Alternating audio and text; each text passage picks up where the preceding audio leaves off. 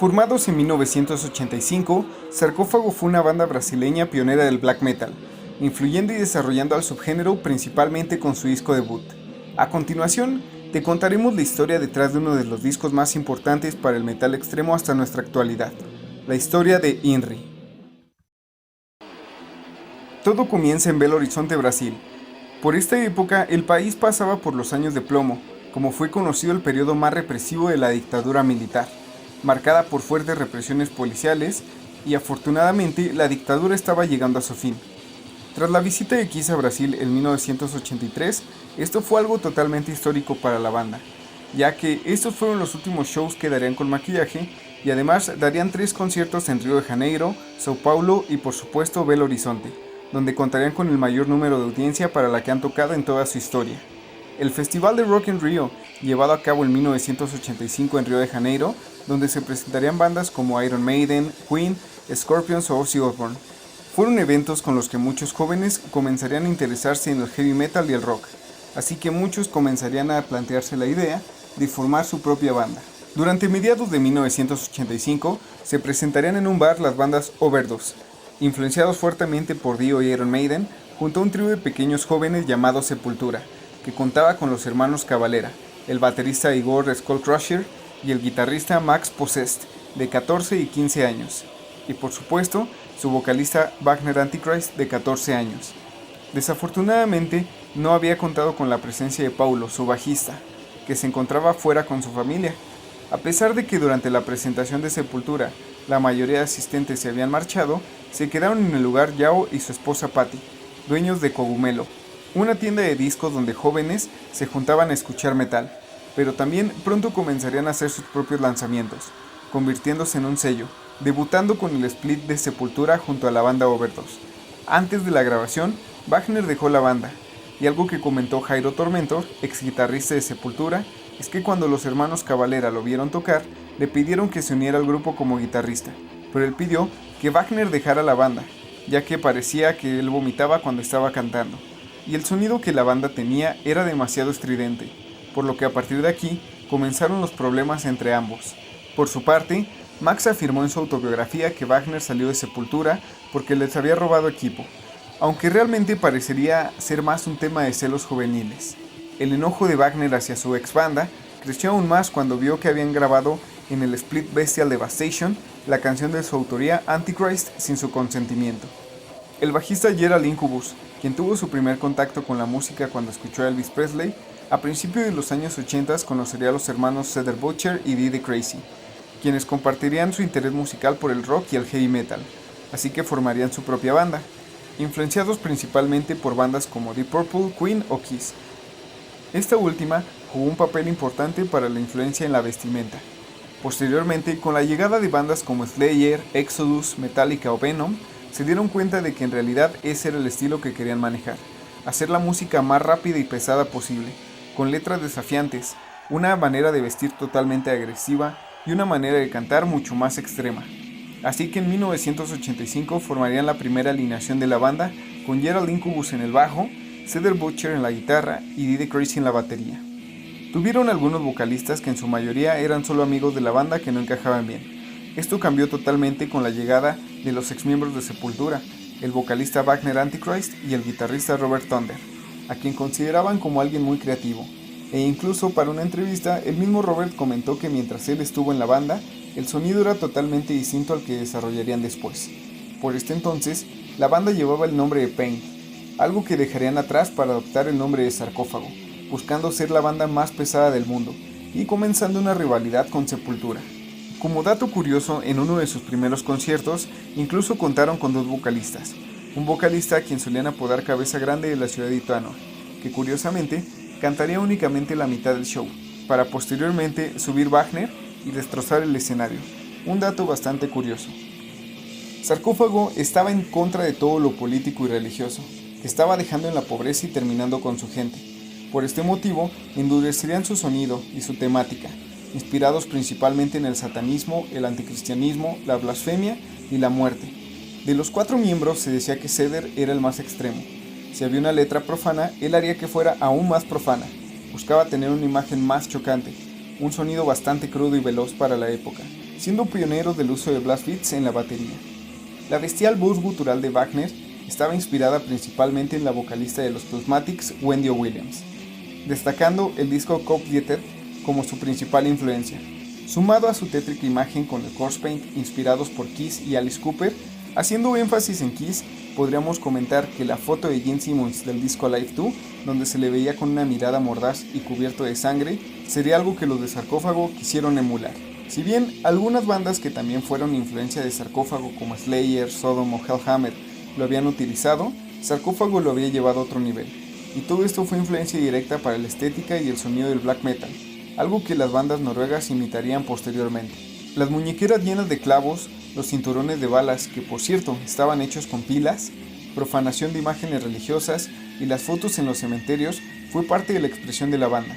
La intención era clara, ser lo más agresivos posibles, tanto de manera estética como de manera sonora. Y aunque en algunas personas surtía efecto, en otras como Yao Gordo de Ratos de Porao o Andreas Kisser de Sepultura les parecía ridículo, siendo incluso el motivo por el que este último recibió un botellazo en la cabeza por parte de Didi Crazy. Durante este tiempo formarían parte de distintos festivales, dando además presentaciones en algunos colegios con bandas como Armageddon, Overdose, Sepultura o Sagrado Inferno, banda donde estaba Robert. En cada presentación se iban sumando una mayor cantidad de fanáticos que comenzarían a apoyar a la banda. En 1985, la banda grabó su primer demo de manera casera en el hogar de Butcher y Didi, con Wagner Antichrist en voz, Gerald Incubus en el bajo, Robert Thunder en la segunda guitarra, Cedar Butcher en guitarra principal y Didi Crazy en la batería, teniendo un sonido sumamente rápido y bestial.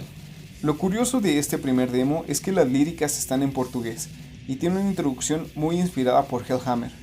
La grabación sería retocada más tarde por Rob, ya que tanto Wagner como Gerald reconocieron que él era un tipo bastante talentoso, que desafortunadamente no duró mucho en la banda. Posterior a este demo, grabarían otro, pero ahora con las letras en inglés. Ambas versiones incluyen las canciones Satanás, Nightmare y The Tear Slaughter. Ambos demos fueron remasterizados e incluidos en la recopilación de 2015 Die Hard. Tras estas dos grabaciones, decidieron trabajar en algo más profesional, así que ingresarían al estudio JG para grabar su siguiente demo de manera independiente. Este demo llevaría por título Satanic Lust, y la alineación ahora era un cuarteto que ya no contaba con la presencia de Rob. Esta se volvería la alineación clásica de la banda, con Wagner Antichrist en voz, Cedar Butcher en la guitarra, Gerald Incubus en el bajo y Didi Crazy en la batería. Las canciones que incluían eran las mismas de los demos anteriores, con la diferencia de que esta contaba con una introducción con sonidos guturales hechas por Wagner, con distintos efectos reversados. Este demo sería enviado a todo el mundo para dar a conocer a la banda, y gracias al mismo, Cogumelo los contactaría para formar parte de su sello. Durante 1986 comenzarían los problemas con sus padres, que se encontraban preocupados por el comportamiento de sus hijos, los cuales eran jóvenes que no pasaban de los 18 años de edad, que además tenían la fama de buscar peleas, alcoholizarse y estar metidos en la escena del metal brasileño. Sus padres tenían que acudir a hospitales, cárceles o con abogados constantemente, así que decidieron separarlos, cambiándolos a diferentes ciudades. Aunque esto no fuera un impedimento para que la banda siguiera, ya que durante esta época Didi Crazy no pudo seguir en la formación, puesto que su familia completa se mudó, a excepción de su hermano Butcher, quien se quedó en la ciudad por el colegio. Así que el puesto de baterista sería tomado ahora por Armando Leprous, un joven proveniente de Sao Paulo, que posteriormente tocaría en los discos Exterminio Total de Holocausto y el Into the Strange de Mutilator. Por este tiempo, Cogumelo había costeado un demo para Sarcófago, así que esta alineación entraría a grabar su segundo demo oficial titulado The Black Vomit. Con su creciente popularidad, en el mismo año, Cogumelo lanzaría Warfare Noise 1, un split que compartirían junto con las bandas Chacal, Holocausto y Mutilator. Sin embargo, Sarcófago era de las que más destacaba. Su cruda introducción de Recrucify y el poderoso sonido de esta versión de The Black Vomit incluía una letra distinta a la grabada en el demo, y la canción Satanás se decía que se podía escuchar mucho la influencia de bandas alemanas como Sodom, Destruction o Creator. En 1987, la banda tenía un contrato para grabar su primer LP. Didi había regresado a la banda como baterista. Antes de lanzar el demo, grabaron su tercer demo en el estudio Bemol, con el fin de poderlo enviar a las personas que se comunicaban con la banda, ya que mucha gente de todo el mundo comenzaba a interesarse en Sarcófago. El demo llevaría por título Christ's Death, que contaba con la canción del mismo nombre, Desecration of Mary y Satanic Lust, Entre las bandas con las que Wagner tenía contacto son Morbid y Nihilist de Suecia, Mayhem de Noruega, Bathory de Suecia, Beherit de Finlandia, Shub-Niggurath de México y Blasphemy de Canadá, por mencionar algunas. A pesar de esto, el sonido de esta grabación no terminó de convencer a los miembros de la banda, que lo describían como un sonido muy bajo y apagado, aunque la batería sonaba realmente pesada, y esto era algo que les había gustado del demo. En realidad no se preocuparon mucho en promocionar esta grabación, puesto que ya estaban preparándose para grabar su primer LP. Sarcófago entraría al estudio para comenzar con la grabación de su primer disco completo, y ellos eran bastante conscientes de que su sonido era totalmente distinto al que tenían las bandas en Brasil, por lo que la gente del estudio colaboró junto a la banda, para tener la mejor producción posible, claro, con un tiempo limitado y poco presupuesto. La batería para este álbum sería grabada con un kit electrónico, algo novedoso para la época, y que se hacía para lograr una mayor cantidad de matices sonoras. Las principales influencias fueron Venom, Celtic Frost y Bathory, el hardcore de Discharge, Dead Kennedy o Ratus, y los locales Brigada de Odio o Holo Seco, combinando de manera perfecta el hardcore punk, el black, death y thrash metal. El disco abre con Satanic Lust, una pieza que nos recuerda esos riffs de thrash alemán como Sodom and Destruction, lleno de la poderosa velocidad de Diddy Crazy. Este track fue retomado de su último demo, Christ Dead, para seguir con Desecration of the Virgin, canción que llevaba por título anterior Desecration of Mary, siguiendo el ritmo corto y directo, versionada posteriormente por los estadounidenses Angel Corpse para el tributo a Sarcófago. Nightmare es un clásico de la banda fuertemente influenciado por Electric Funeral de Black Sabbath, canción de ritmo lento pero pesado. Esta canción sería regrabada para su EP Rotting, aunque muchos prefieren el sonido crudo y pesado de esta versión. El tema que da título al álbum, Inri, nos demuestra por qué Sarcófago son considerados como los pioneros del black metal. Unos riffs de guitarra violentos y bastante oscuros a la vez combinado con todo de manera perfecta, siguiendo esa velocidad, fruto de la poderosa manera de tocar de Diddy Crazy. Christ Dead es la pieza con la que abre el lado B del álbum, una canción que tomarían de su último demo del mismo nombre. Curiosamente, esta canción finaliza con un fragmento de la pieza musical de la marcha fúnebre del compositor Frederick Chopin. Satanás podría ser considerada como una de las primeras piezas de black thrash metal de la historia, contando con esos riffs machacantes a cargo de Butcher, utilizando mayormente la técnica de trémolo para tocar esos riffs veloces. El siguiente tema inicia de poco en poco, subiendo cada vez más el volumen, para escuchar una devastación auditiva. Ready to Fuck es el título que lleva esta canción, con cambio de tiempos que van de la velocidad a tope a lo lento y que posteriormente cambiaría al clásico sonido del thrash. Probablemente esto habría sido tomado de la influencia directa por parte de Merciful Fate. The Thrash es el tema que de principio a fin es un golpe constante, y a pesar de ser el tema más corto del álbum, está claro por qué es uno de los más salvajes. El disco finaliza con The Last Slaughter, antes nombrada como The Tear Slaughter, siguiendo con la temática oscura y que a diferencia de la versión anterior, que mantenía un ritmo más cercano al thrash metal, ahora se había vuelto mucho más agresiva, y que de la manera ocurrente acaba con una canción de circo, que al final se lleva todo el sonido de un inodoro. Como dato curioso, la misma canción de circo la podemos escuchar en el video Let There Be Rock de AC/DC, en la escena donde preguntan a sus compañeros acerca de Malcolm Young y pasan escenas de él jugando fútbol. Si bien el disco se destaca por la poderosa voz de Wagner, que mezclaba los gritos agudos del heavy metal con los guturales desgarradores utilizados tanto en el death y black metal, el sonido machacante del bajo, el ataque constante del trémolo picking en la guitarra, algo que se volvería básico para el sonido del black metal, y sobre todo el uso del blast beats, ritmo utilizado por bateristas de metal extremo que se caracteriza por sus constantes golpes rápidos. Gerald comentó en una entrevista que Diddy le preguntaba si había algo que pudieran tocar juntos, a lo que Gerald solo le pidió que acelerara hasta que se escuchara como una metralleta. Este ritmo sigue siendo utilizado hasta nuestra actualidad por millones de bateristas alrededor del mundo, volviéndose característico en algunos subgéneros como el black, death metal y grindcore, algo de lo que por cierto Sarcófago fueron pioneros.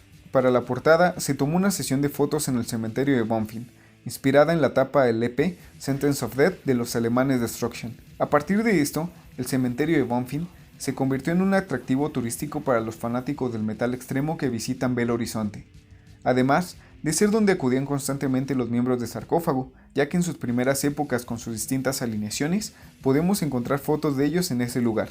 Las fotos fueron tomadas por el fotógrafo Borges, quien también había trabajado para Sepultura y posteriormente para Chacal, Holocausto y Atómica.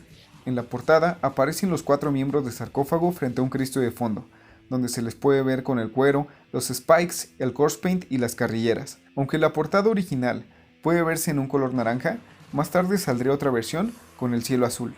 La portada naranja fue un error de impresión.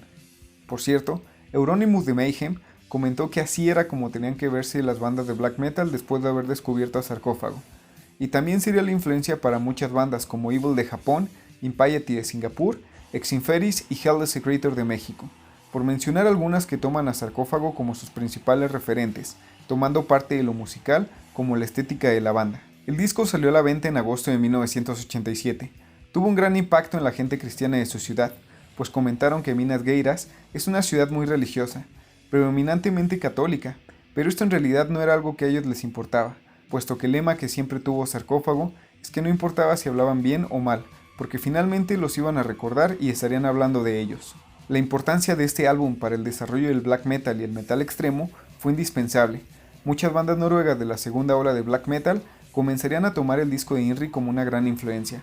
Algo que mencionó Wagner durante una entrevista al respecto de la influencia fue lo siguiente: es triste cómo algunas personas piensan que el black metal extremo, no hablo de Venom o de Merciful Fate, se creó en Noruega, y hoy en día se considera como el verdadero black metal noruego. Los escandinavos intentaron copiar lo que Sarcófago estaba haciendo aquí en Sudamérica en 1984 y 1985. Después del lanzamiento de Inri, la banda se separó dejando un periodo de inactividad y retomándolo algunos años después con severos cambios, pero esto será algo que veremos en la siguiente parte. Si el video te gustó, no olvides darle like y compartirlo. Esto nos ayudará a que más gente pueda ver nuestro contenido, además de suscribirte y activar la campana de notificaciones para más videos sobre hard rock y heavy metal. Hasta la próxima.